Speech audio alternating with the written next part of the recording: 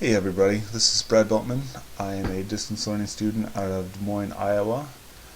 Here doing my super video for INFA 729 on the Burp scanner. Now I wish I had a Burp license still. I used to have one in a previous job and I have used the scanner. I don't anymore and I don't have the money to drop on it, so I'm just going to be showing you some screen prints of it off of DAF's blog. But either way, I would have done some pre-scanning anyway, in the interest of time, because they do take some time, which wouldn't really fit in the video. So it would have been just kind of looking through it a little bit anyway. So the static images aren't really that different. So I don't think it matters too much. I've had experience with a couple others, HP Web Inspect and IBM AppScan as well, which are crazy expensive, as you'll see in a little bit. They're both really good tools. If your enterprise has the money for them, I would highly recommend them. They're great. I would actually recommend using them in addition to Burp. It's always good to get that second opinion.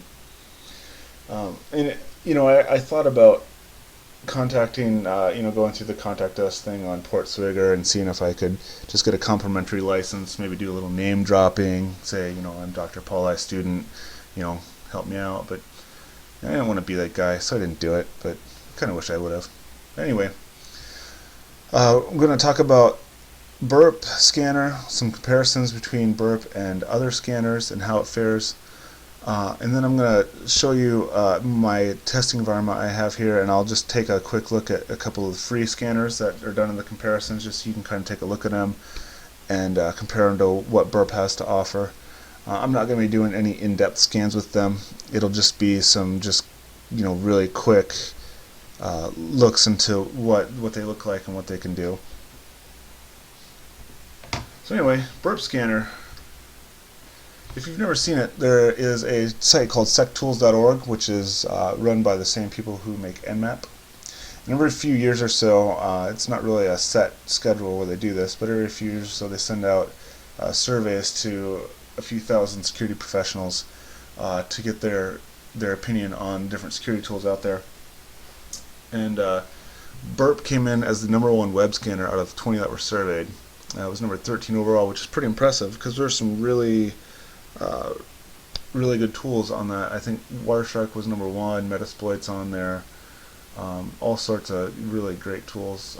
And by the way, this is a great resource if you need to find tools for a particular job or something, because it categorizes them in what types of tools they are, like Sniffer or Fuzzer or whatever. So if you're looking for something, that's a great resource.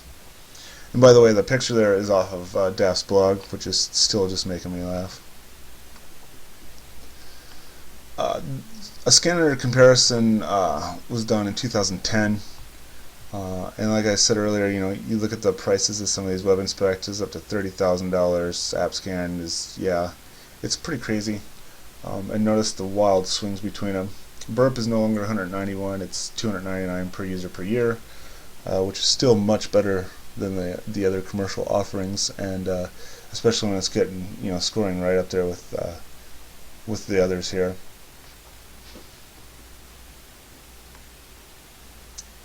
And also in 2010 there was he's in the paper, he's listed as an application security consultant. His name is Larry Sudo, and here were his results. Now he did 2 separate scans with these different tools. One was just a point and click type of deal where he just gave it a URL and just let it go. And the other was where he described it as he trained the application, so he did some configuration and everything to try to get the best scan results possible. And I'm not really clear how he came up with this score. I don't know if he just put just those 2 scan results together, but according to the paper, the scan result is the number of vulnerabilities each found across a number of vulnerable web apps that he used for his testing. Now Burp's score of 95 there is not what he found. That's what DAF was able to get after he took a little bit of issue with the results. Larry came up with 56 as a score. DAF was able to find 95 vulnerabilities using Burp across the same web applications that Larry used. And in the blog post, he made the point that Burp's really not meant to be a point-and-click scan. So If that was the first test Larry did, Burp probably did not do very well at all. And if you use it the proper way, you can see it scores much better.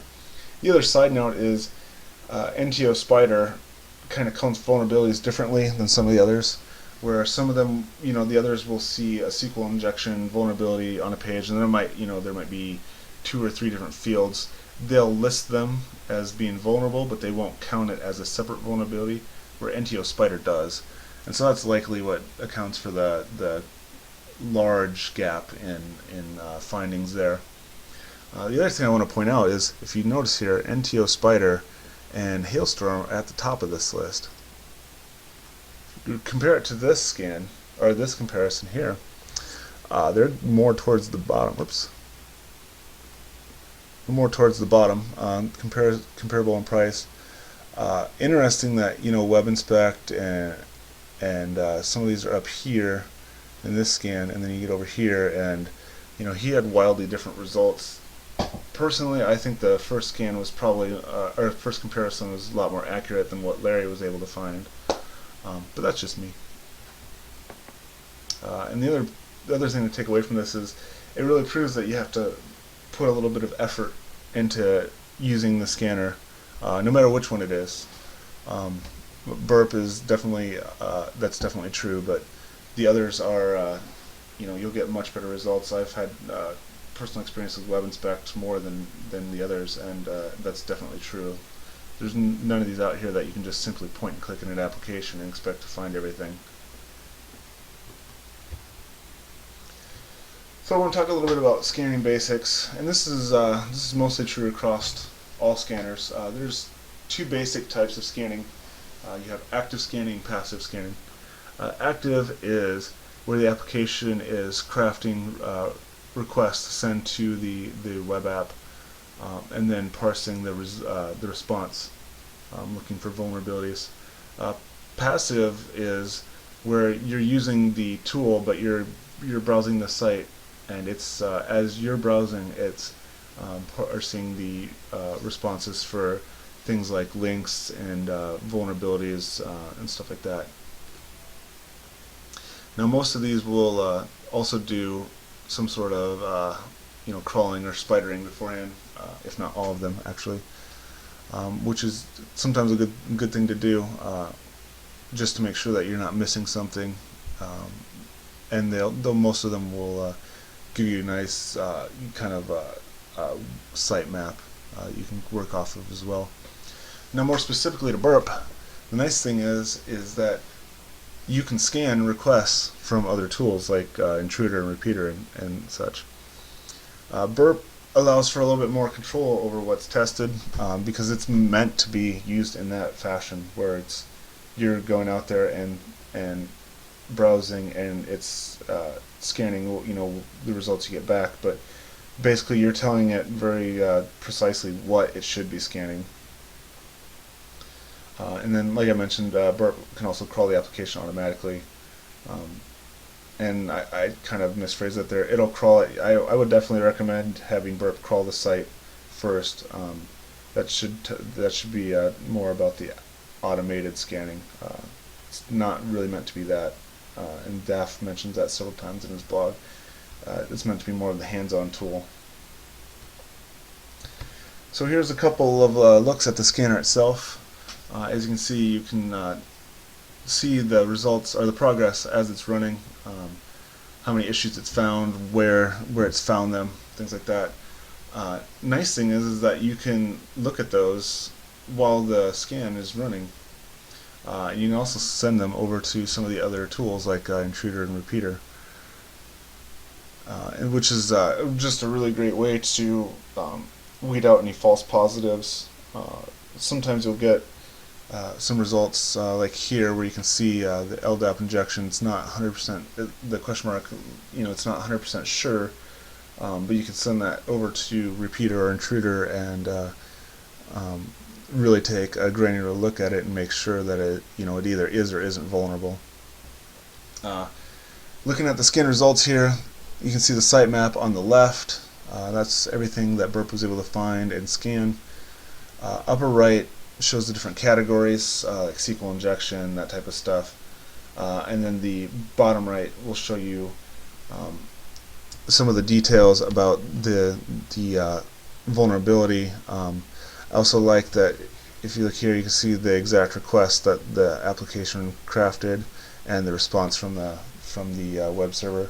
It makes it much easier to weed out those false positives. So here's some of the sites I referenced earlier. A couple of these at the bottom here I haven't talked about yet. Web Security Dojo and Samurai. Samurai is a web testing Linux distro that's put together by Inguardians, which I have running in a VM, which is pretty good. I haven't used it a lot yet. That's kind of a newer addition to my collection here, but so far it's looking pretty good. And I'm going to be showing you Web Security Dojo, which is created by a group called Maven Security Consultants, and it's fantastic. If you want something to just kind of test out your skills on, just go crazy with, put that in a VM and go to town. It's great. I'll show you that here in a second. First of all, I just want to kind of show the setup I have here. This is my VM setup I have going on. I'm just running an old IBM server I got from an old job in my basement. I got one CentOS, which is actually live, which can actually contact the internet. It's my proxy server. And then I have down here different targets. DICE is a network pen testing distro. There's 2 different versions there. I don't know how many versions there are. There might be others. I have these 2 running. Metasploitable from the people that do Metasploit, which is great. It's Ubuntu based, and that's another network pen test distro. I have Backtrack so I can attack those. XP Machine to try out some Windows stuff. And here's Samurai, which is mostly web tools. They say that they have some application targets on there as well. I haven't come across those yet. Like I said, it's still pretty new, so I haven't done a lot in it. And Web Security Dojo, which I'll show you here. So here's the distro. Oh, and I should mention, all these targets here are, as you can see, there's no adapter. They can't get anywhere. I can pretty much pound away at them and it's not going to go anywhere, but just stay within that virtual environment. So here's Web Security Dojo. I've got a list of targets here. I just used Hack Me Casino, which I have started down here. There's several different ones to choose from, and the nice thing is you just start them up. They're really easy. They all run locally. Here's what Hack Me Casino looks like. Just a simple little web app. It's full of vulnerabilities.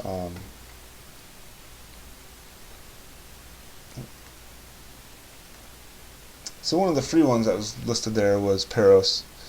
And so I just crawled Hack Me real quick. Like I said, this isn't a comprehensive scan by any means. I just crawled it real quick. And here's the results. I didn't log into the application or anything, so it didn't really actually find a whole lot. But this is kind of what Peros has to offer. I've used it as a scanner in the past. I've never really found a lot of good results out of it. It does okay. It finds some of the obvious stuff. And for some reason, it always finds something to do with these Lotus Domino default files. I have no idea why. But they're obviously not present here. I've scanned other enterprise applications with it in the past, some test applications in the past. Always found that. They were never there. I have no idea why it does that. Kind of strange. And then W3AF is another. Here's the GUI.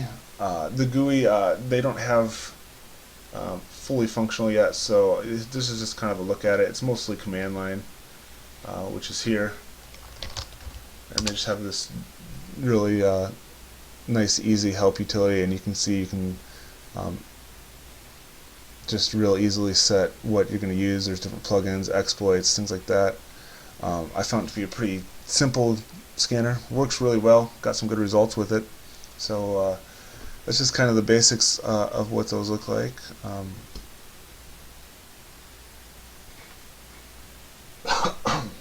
Excuse me. So that's it. I hope it was educational, and hit me up on detail if you have any questions. Thanks.